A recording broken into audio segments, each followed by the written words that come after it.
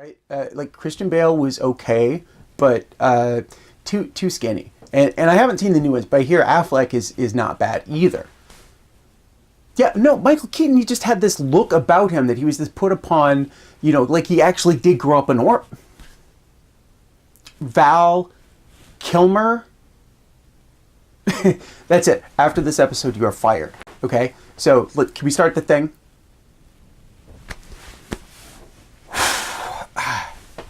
Okay.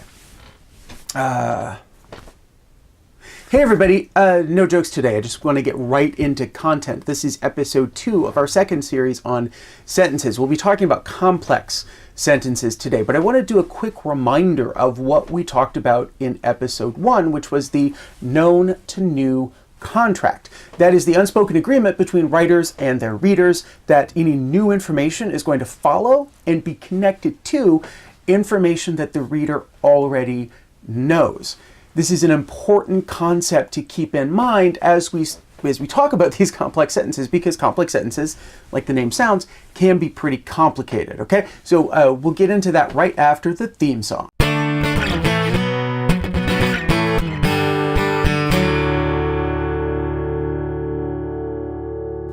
Okay, a reminder of a couple of other important definitions. An independent clause is a group of words that has a verb and the subject to that verb and can stand on its own as a complete thought. Basically, any complete sentence has at least one independent clause. A dependent clause, which is sometimes called a subordinate clause, that also has a verb and the subject that goes with that verb, but it cannot stand on its own. It does not express a complete thought. It would be a fragment if you had it all by itself. And this is important because a complex sentence has one independent clause and then one or more dependent or subordinate clauses.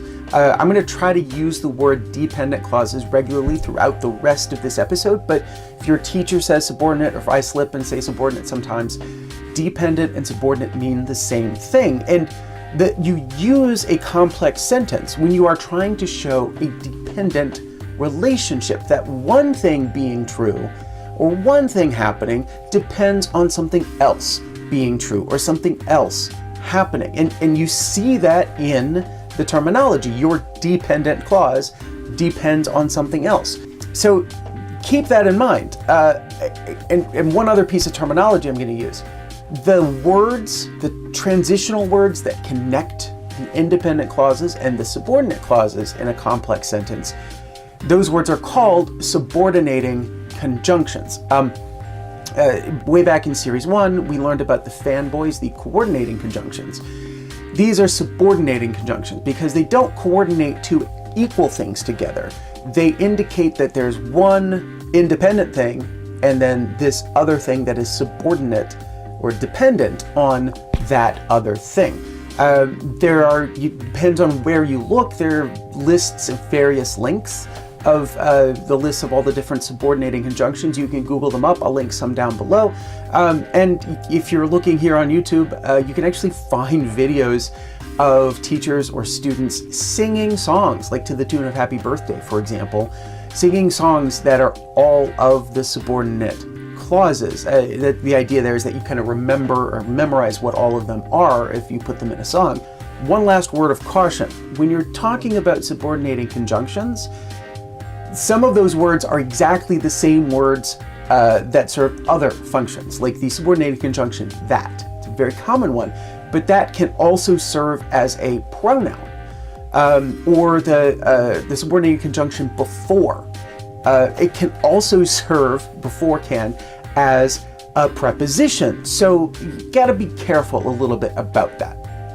If you're starting to think a little bit about the dependency, the dependent relationship between the clauses in a complex sentence, you might realize that one of the most common ways to show dependency is to talk about why something happens. And in fact, the word because is one of the most commonly used, maybe the most commonly used subordinating conjunction in the English language, because you're constantly trying to explain why something is happening. I mean, I just did it in that sentence. You know, you were trying to explain why something happened. So you say because. Sometimes you say since, but mostly it's because. So now you can imagine writing a complex sentence that goes something like, I ate a sandwich because I was hungry. Now, in that short, very, very plain, very simple, very mundane sentence, you have an independent clause. I ate a sandwich. You can stop there, put a period, the sentence is over, and it's fine. And then you have the second half of the sentence, the because part, because I was hungry. That does not express a complete thought. It really should not be standing on its own. You have to put those two things together, and that's what gets us that dependent relationship, that complex sentence.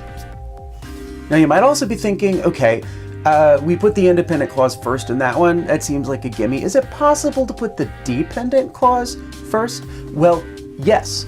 Yes, you can. And you come up with something like this. Because I was hungry, I ate a sandwich.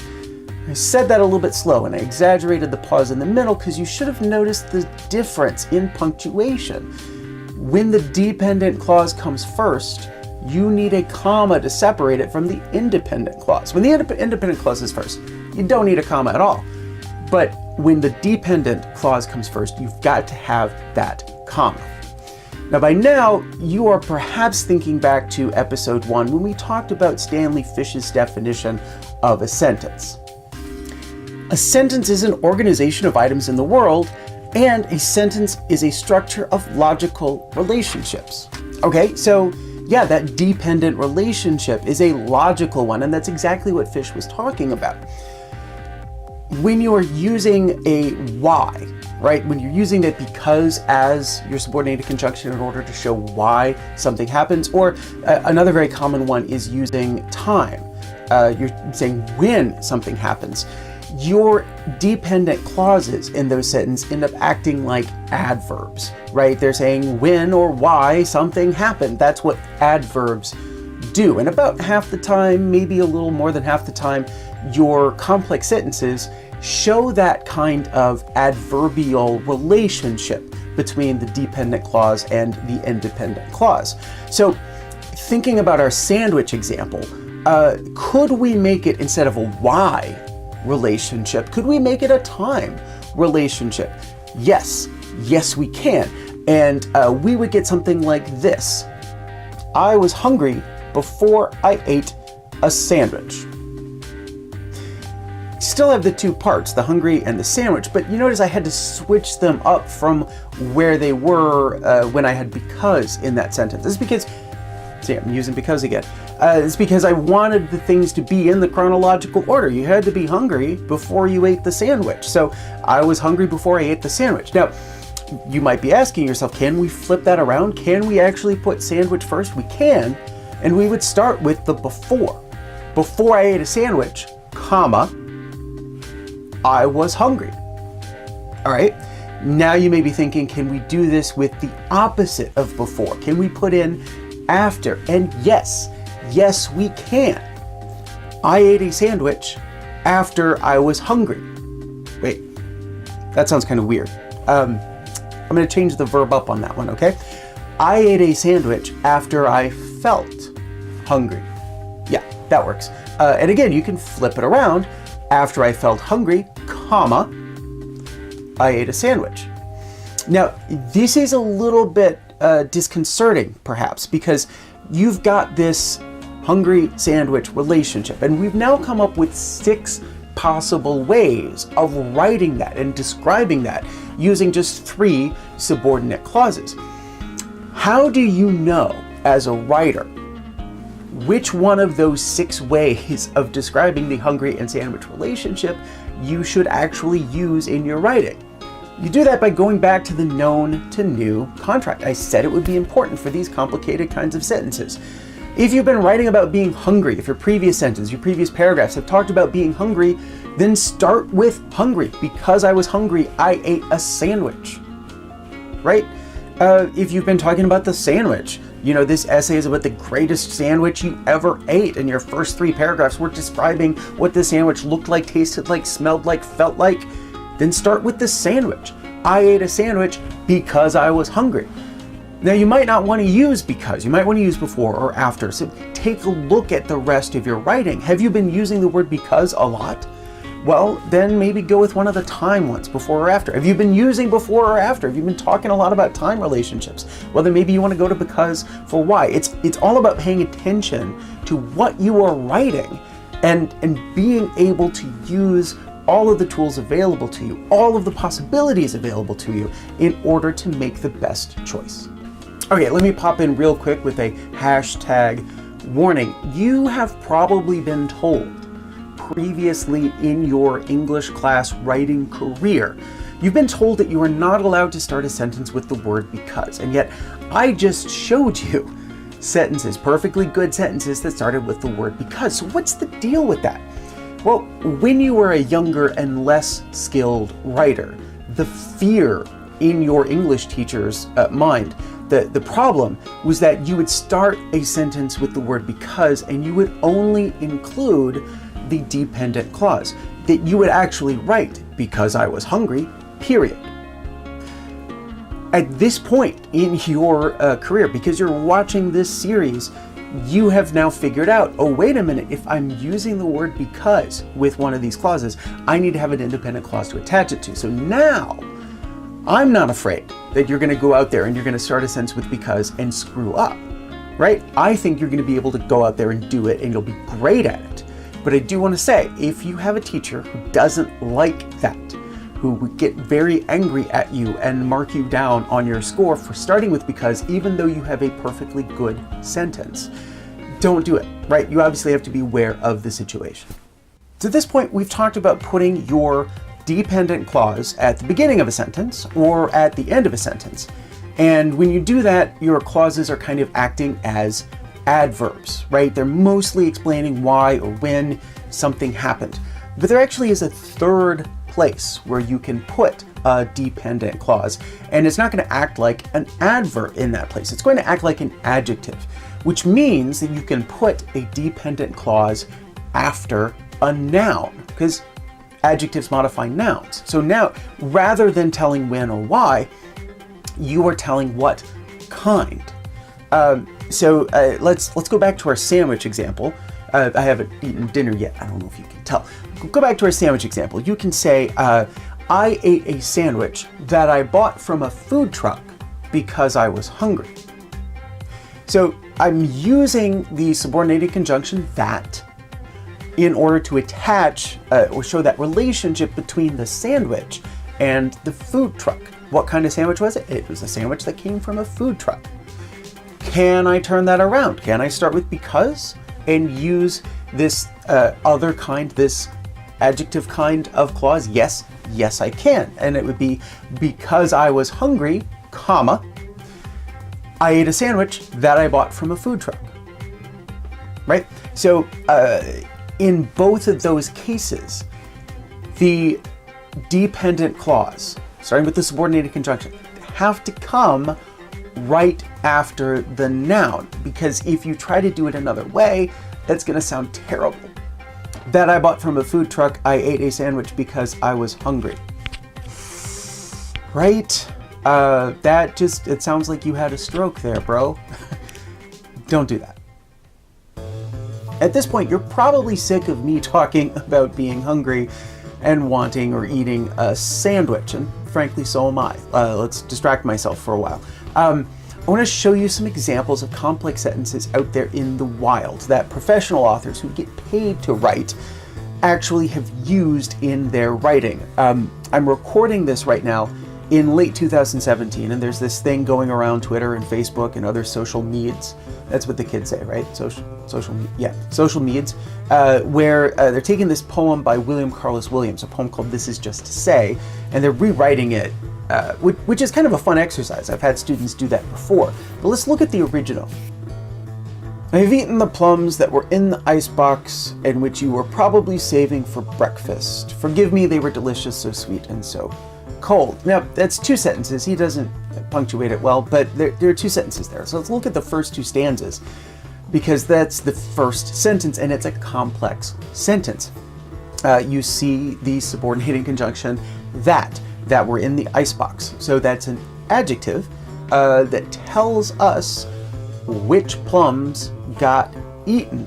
And then there's another one. We've got the subordinating conjunction which you were probably saving for breakfast. So some additional information, some additional adjective kind of information about the plums. There you go. That is a complex sentence, a very famous one.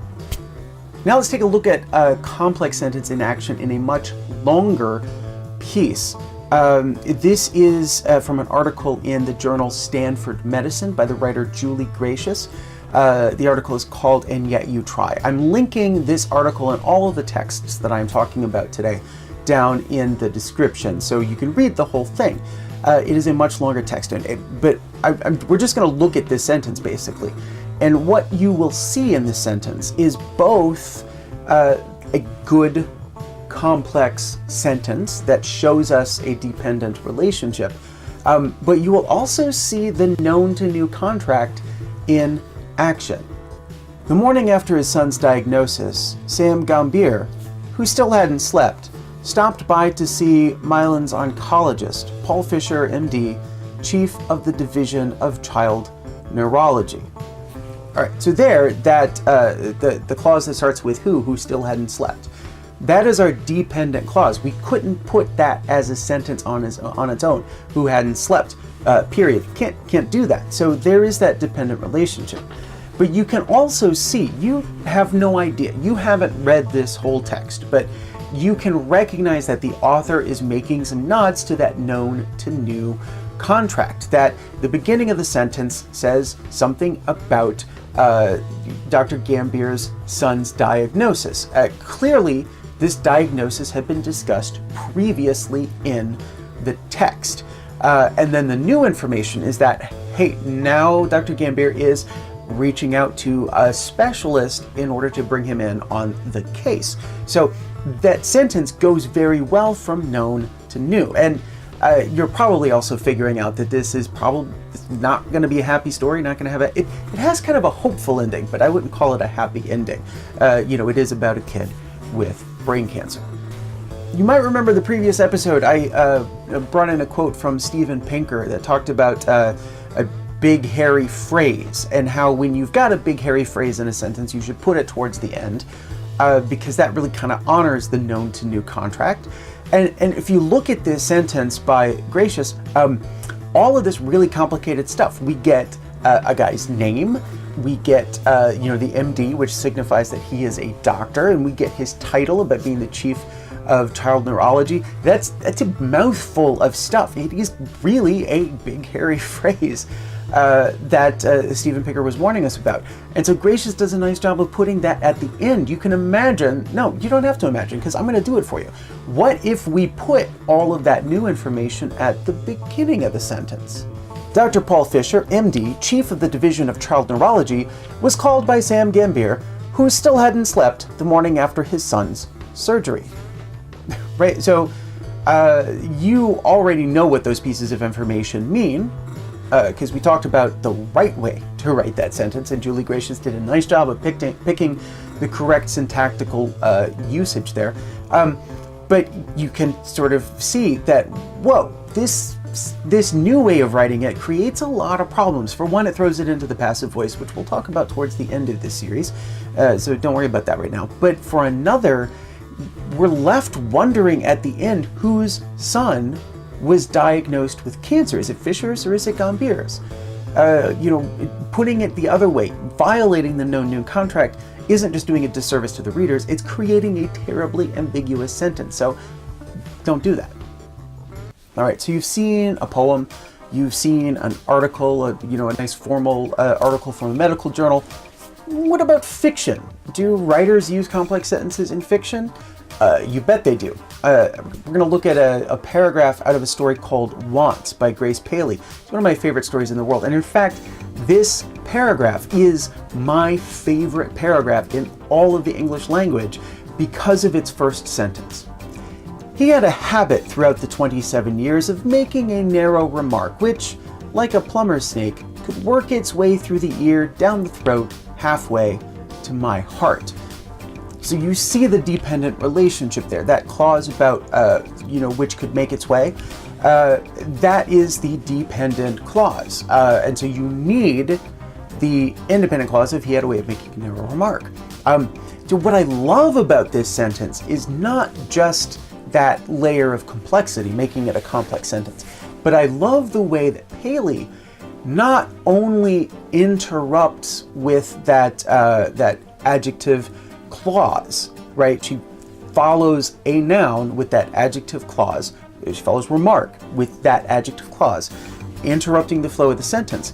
But then she interrupts the interruption, right? After the word which, she throws in a simile like a plumber's snake. It gives us this double whammy of interruption in the sentence. It really calls attention to what she is doing, and it's great. Now, what if we took away that interruption? What if we rewrote the sentence so it didn't have an interruption like that? You get something like this. He had a habit throughout the 27 years of making a narrow remark, which could work its way through the ear, down the throat, halfway to my heart like a plumber's snake. Now, unlike the previous sentence where I did this, the one with Dr. Fisher and Dr. Gambier, changing that up doesn't create ambiguity, and it doesn't overload us with unknown or new information before we understand the known information. But it does lose some of the punch of the sentence. I mean, in the original, in Paley's original, it ends with that nice alliterative halfway to my heart, which then leads right into two shorter sentences. But this way we get like a plumber snake dangling there at the end. I mean, yeah, we know what it means and we know what it's supposed to do to the image, but it doesn't pack the same kind of creative and emotional punch that the original did. Now I want to show you one last example, an example in prose that has two dependent clauses. We saw that in the William Carlos Williams poem, but I want to show you in prose. This is the first paragraph, put it up on the screen, of an essay by Garnett Cadogan called Walking While Black. My love for walking started in childhood out of necessity. No thanks to a stepfather with heavy hands, I found every reason to stay away from home and was usually out at some friend's house or at a party where no minor should be until it was too late to get public transportation. So I walked. The second sentence, the highlighted sentence there, that's the one with the two dependent clauses, and those two clauses actually serve the two different functions. One is an adjective clause that, which no minor should be at, that describes the noun party. The other is an adverb clause, until it was too late to take transportation. That describes when he was out. So it's a really nice example of a complex clause or a complex sentence in action. But it's also a really great example of the known to new contract in action. This is the beginning of a story. We know nothing about Cadogan and his walking other than what he is now telling us. So that first sentence, walking was a necessity, that leads right to his stepfather with the heavy hands. That's what made it necessary, which leads right to staying out, which leads right to parties, which leads right to being out past the time that the public transportation was running, which leads right to walking. And that's pretty much it. That's really what you need to know to be able to write complex sentences with confidence. Obviously, you want to practice and you want to look for complex sentences in the things that you read. You look for those subordinate clauses like that and which and because and before and after and until and, however the rest of the song goes. No, I do have guitars over there, but I'm not going to sing a song. Next time, we're going to talk about putting that complex sentence idea together with the compound sentence, something I talked about back in the first series about sentences. And it's going to get really hairy, and we've really got to keep that known to new contract in mind, okay? So, I'll see you for the next one.